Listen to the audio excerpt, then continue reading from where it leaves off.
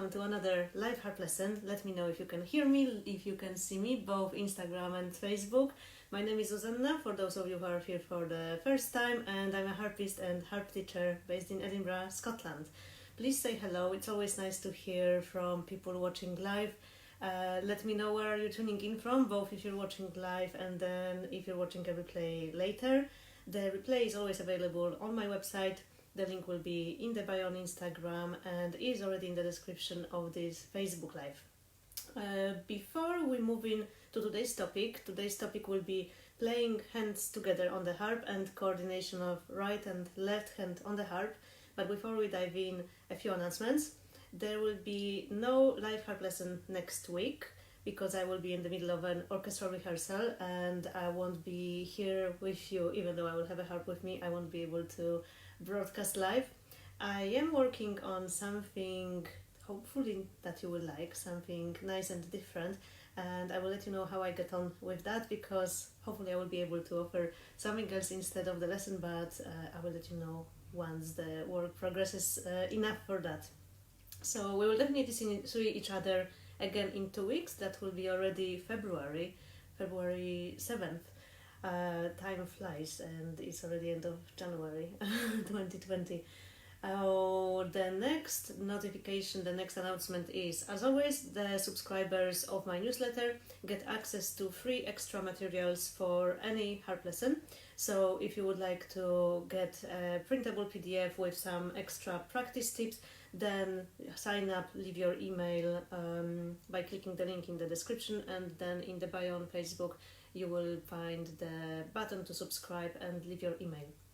And last, the announcement is that the bookings for my harp course are now closed, but if you would like to learn with me, you can sign up to a waiting list. You will find that link as well in the description to the live after we're done, and you will get a notification as soon as the bookings are open for the new course, or in case a place becomes available on an existing course earlier, which sometimes does happen. So sign up to that list if you would like to both get the materials for the live and the notifications about the harp course. Okay, I think that's everything. I hope everything is all working fine on your side. Let me know if you can hear me alright if you're watching live before we start talking we start talking about the tips and advice on playing hands together. You can also send a like if you want, or send a heart on Instagram, because it would be a shame if things are not working on your side. I've got a backup audio and video in case that story doesn't save for any reason, but it would be good if those of you who are tuning in live could confirm that you can hear me. About today's topic, I realize, and you probably all realize, that this is a massive subject, because on the harp, once we're past the very few initial steps, we will almost always play hands together, and we will have to always manage somehow coordinating both hands on the harp. So I'm not hoping to tell you all that I know about that in the 20 minutes of today's lesson, because it's just not possible.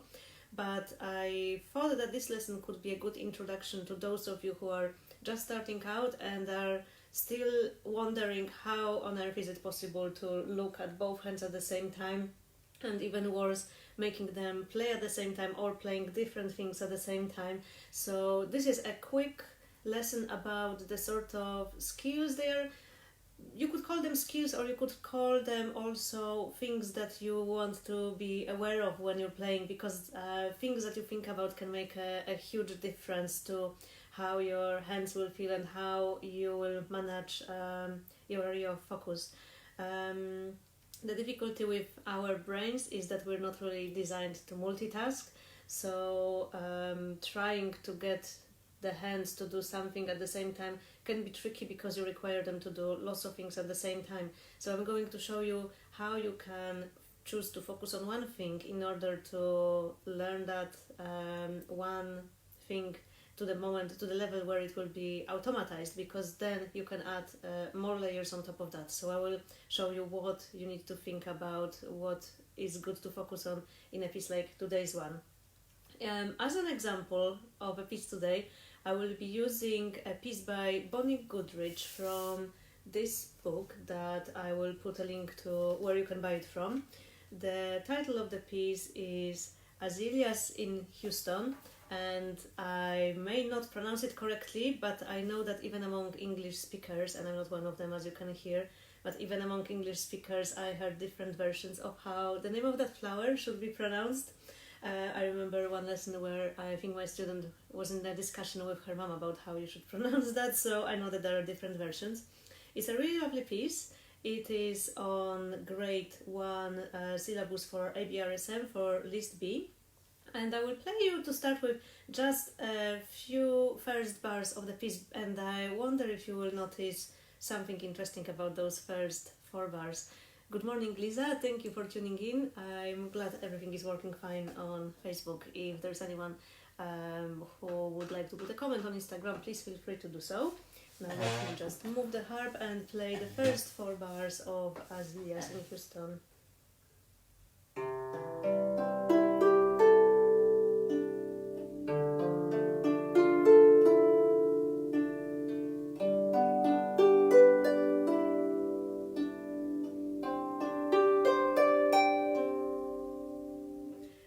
If you noticed something that might be quite puzzling, given that the topic of today's live is playing hands together.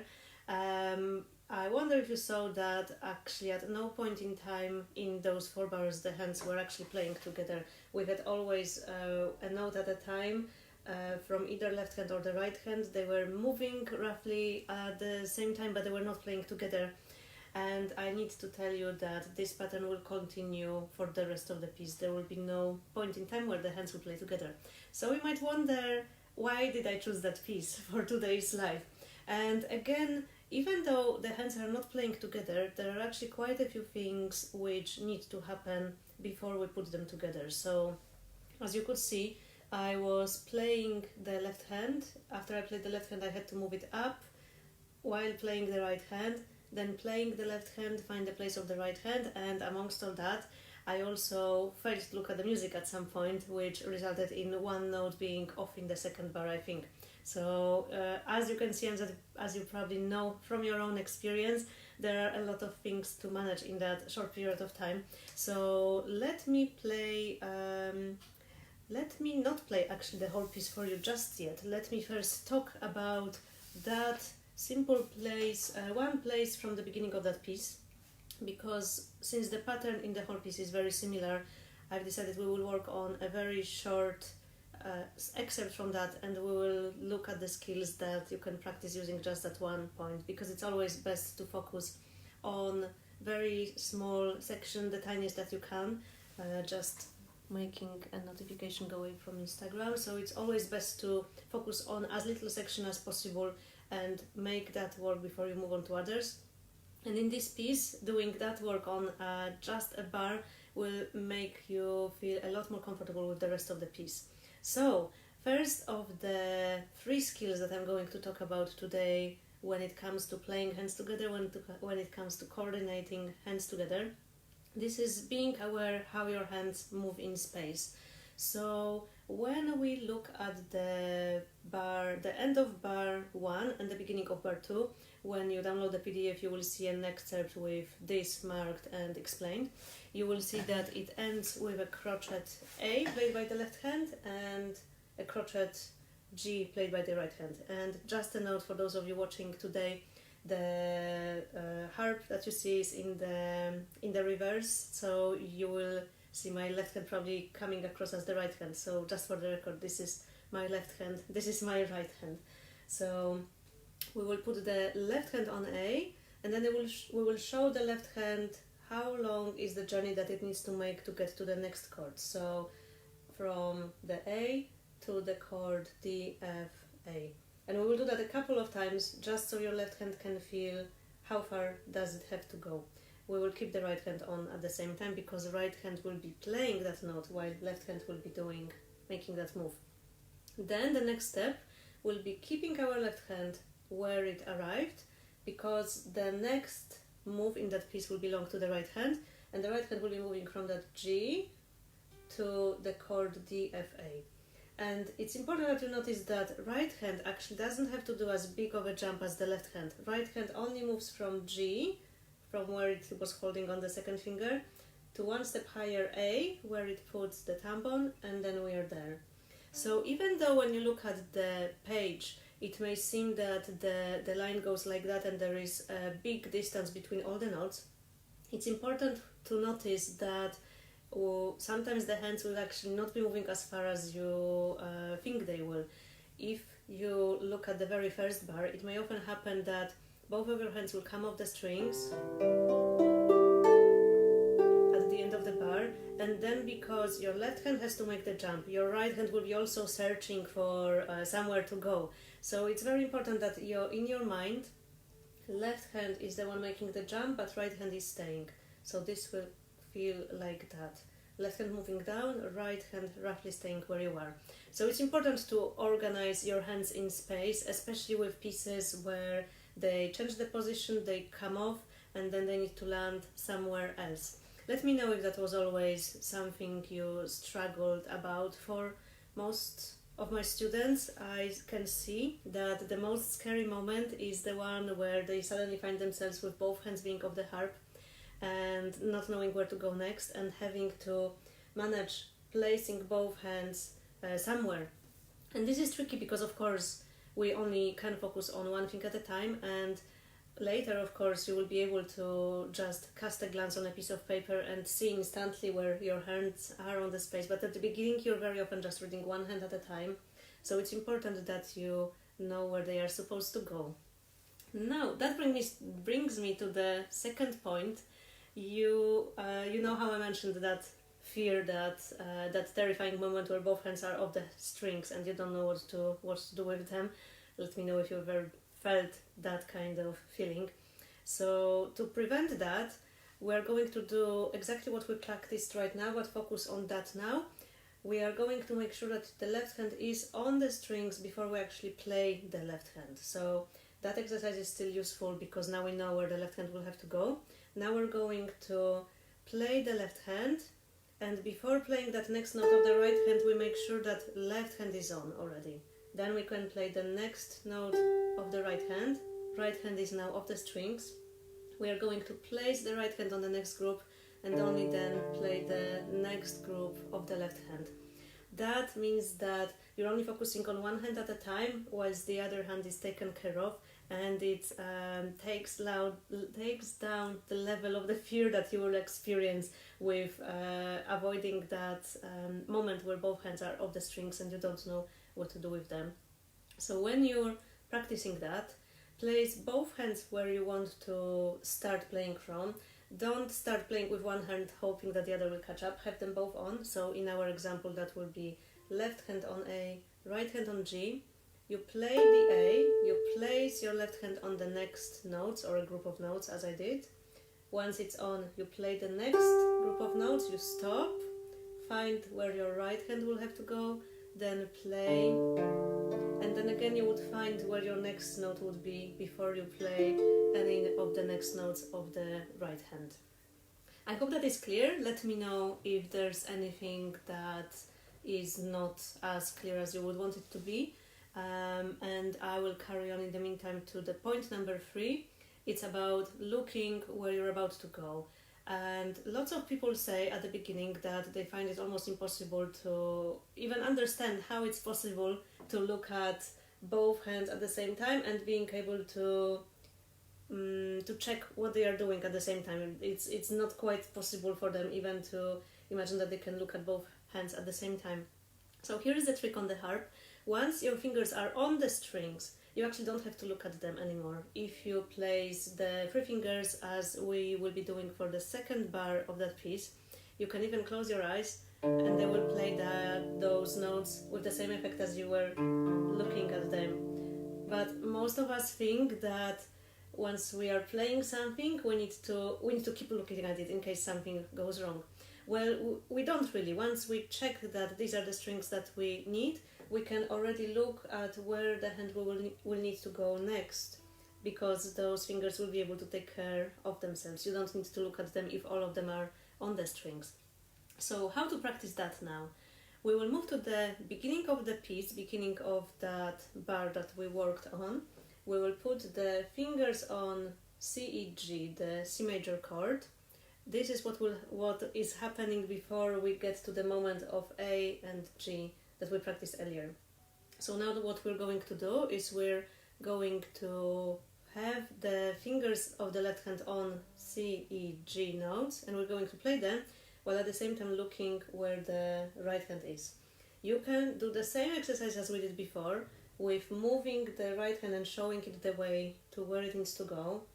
It's also worth noticing that right hand will end up just one string above the left hand. Left hand will be still holding on, so it's a useful hint for you to know. So now that we know the journey, we're going to play the left hand, but we're already going to look at that next string at the A. So let me demonstrate. And then you're feeling a lot more safer because you've got enough time to find that string. You've got even enough time to cast a quick glance at the page to check where you are. About looking at the music in a piece like that, I would say that you try to look at the page every time you play a group of notes, so in each beat you try to look at the page. The danger with this piece, and the reason why I decided to choose a beat between the bar lines, is that very often we memorize that first bar, because it's not too difficult to memorize actually, so we memorize that, and only then we look at what happens in the next bar, and at that point of time both hands are off the strings. We have to read 6 notes at the same time, because at the beginning of the next bar we will have 2 triplets making 6 notes in total, and that means that we will keep getting stuck on each of the bar lines, because as you noticed, the pattern continues throughout the piece. So that's why I would recommend first starting with placing all your hands, all your fingers on the strings, looking at where your next note will be, so looking already at the end of the bar, at the second half of the bar, looking at where those notes are on the strings, playing the first group, placing the hand on the string, while playing the right hand, looking at the page to check where the next note will be. You know already that your right hand is staying in the same place. You play the left hand note while looking at the page. You don't have to look at the string anymore, because you already have your finger on and it will play it regardless of you looking. So while looking on the page of music, you play that note, and you know already that you need to go down on the harp and place your fingers for the next bar. And then you can look again at the page while playing the right hand. The right hand knows that it stays in the same place, and then you can carry on and look at the page.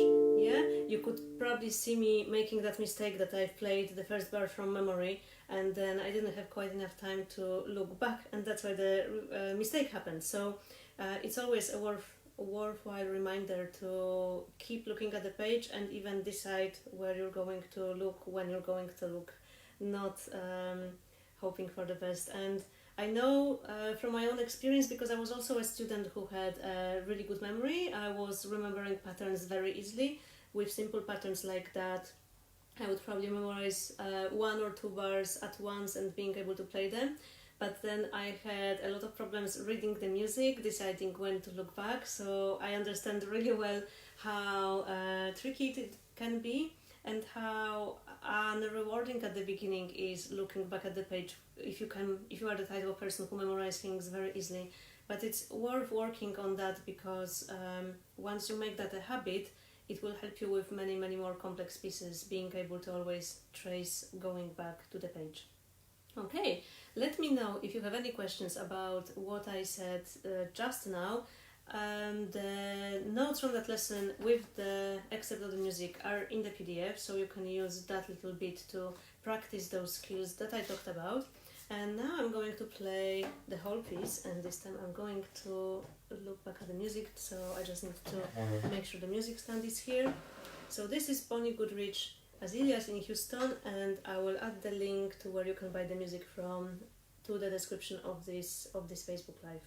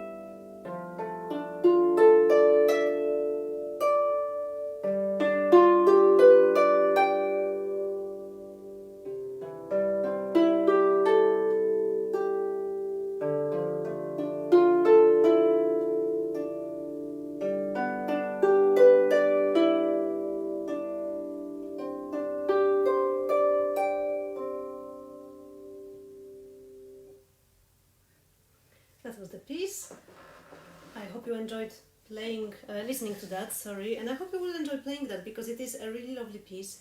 And even though the hands are not playing at the same time, which is potentially a tricky situation, you are also challenging yourself to make them work independently. So you can learn a great deal from that piece before you play something more complex where hands actually have to play together or play the same or different patterns at the same time. I'll just have a look at your comments and questions. Is the left hand on bass notes? Lisa is asking. Yes, the left hand is written in the bass notes when it comes to that first triplet. Later the top note of the left hand is written in the treble clef, and when you buy the book you will actually not see very clearly which note is supposed to be left hand and which one is supposed to be the right hand, but in the PDF I've rewritten the beginning of the piece with stems pointing up and stems pointing down, so you know which notes are belonging to the left hand and to the right hand. And of course with that piece it is possible to use lots of other fingerings, and I know some teachers who were teaching their students to play only the first three notes in the left hand and taking everything else in the right hand. So they were doing that and then taking care of the left hand, and then the right hand was jumping around here, which is also possible. I choose to do that fingering left, right, because I think that's when you can get the most out of that piece. Of course, you're still practicing placing even with different kinds of fingerings. If you choose, for example, to do another kind of fingering where left hand is still at the bottom and right hand is placing 4 notes on, then you're placing coming back with the second finger. That fingering is not possible to. It is not possible to stick to that fingering throughout the piece because there are lots of different patterns, and sometimes that last note goes below.